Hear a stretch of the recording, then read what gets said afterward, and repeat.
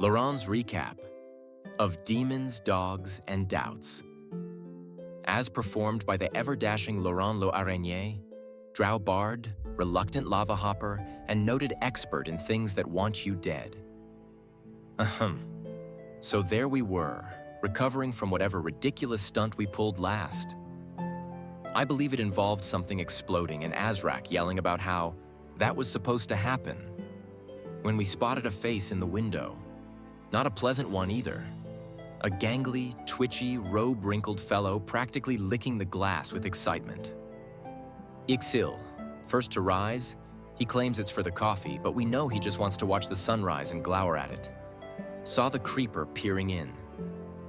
And what a surprise. He was looking for Azraq. Though hilariously, he kept referring to him as that elegant girl in the robe.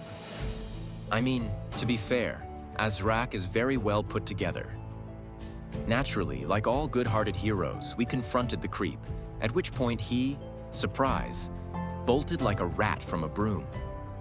Fortunately, the local guards had seen him skulking about earlier and hauled him back to our doorstep like a stray cat someone almost felt bad for. That's when we met Drameth Velcro, the necromancer equivalent of a greasy used cart peddler, pitching wares that scream, "Cursed? Maybe let's find out." His proposal? He wanted us. The reputable, charming, totally legitimate adventurers. To be his sales agents for necrotic, demon-bound artifacts.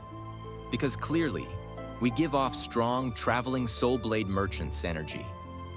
He left us a dagger. It pulses, it whispers, it has an eye. It is unsettling. He gave it to me. Of course he did.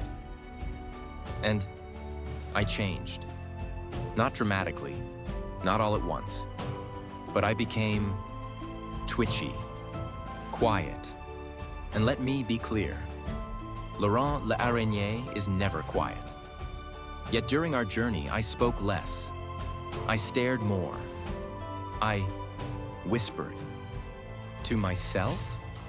Lucius swears on one of his many daggers that during one of his watch shifts, he saw the dagger floating above me, and I was asleep. But, and this is important, elves don't sleep. The dagger was over me, just watching. And I don't remember dreaming. I remember whispers and shadows moving just behind the firelight. Trial 1, the maw beneath. Piercers fell from the ceiling like the world's worst stalactite surprise party, while grim-fang-spined lizards burst from below. It was a delightful test of reflexes, stabbing, and not dying. We passed. Trial 2, climb the howling. A cliff, 300 feet, and wind, angry, biting wind. As if the climb wasn't enough, we were assaulted by flying dogs. Yes, you heard me. Barking, biting sky beasts. My arms have never known such betrayal. And yet, somehow we climbed. Interlude. That damn pool. We found a pool of water. It moved, it gurgled, it mocked. It was not dangerous, just annoying. After several minutes of side-eyeing it, we gave up and walked away. It probably wrote a poem about us. Trial 3, brood in the dark. Carrion crawlers, big ones, nasty ones, the kind that make your skin crawl before they paralyze you. But we stood firm, blades, spells, sarcasm, and emerged victorious, if a little gooier than before. Trial 4, the Ember Path. A lava river, literal lava. Rocks floated on it like deadly stepping stones. We leapt, we prayed, we sweated. I almost died. Picture this. Elegant bard, cloak aflame, shrieking dramatically across the last jump.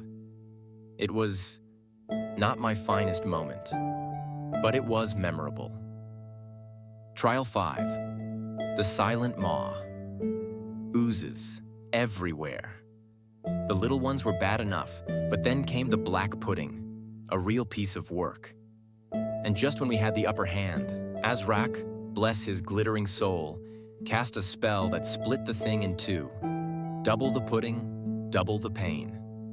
But after some well-placed attacks and a lot of running around, we ended that sticky horror. Trial 6, the spiral descent, a 600-foot drop. And how did we conquer it? Gracefully? Carefully? Number. We jumped and cast Feather Fall, because that's what heroes do. Leap into the abyss and trust the math. The Luminous Order. At the bottom, they were waiting. Cloaked, composed, orderly. The so-called Luminous Order. But something was off. Their mission statement, their tone, their everything didn't sit right. Ixxill, of all people, stepped forward. Calm, composed, full of quiet fury. He told them, in no uncertain terms, that this wasn't the order he was seeking, that their doctrine reeked of falsehood and betrayal. And in a moment of true clarity, he turned his back on them. So, we left.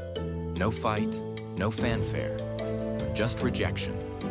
The truth behind the order, or orders, remains to be seen. But one thing's clear. There's more to this story. Now we rest, recover, rebuild. The sprite's quest still calls, and we've got crafting to do. But first we need gold, and so the dagger. Drameth's vile, pulsing, whispering dagger goes to market. Azraq, ever the charismatic merchant warlock, will try to sell it. Will he succeed? Will someone die? Will Drameth finally gain the respect he so desperately craves? Find out next time on whatever we call this chaos.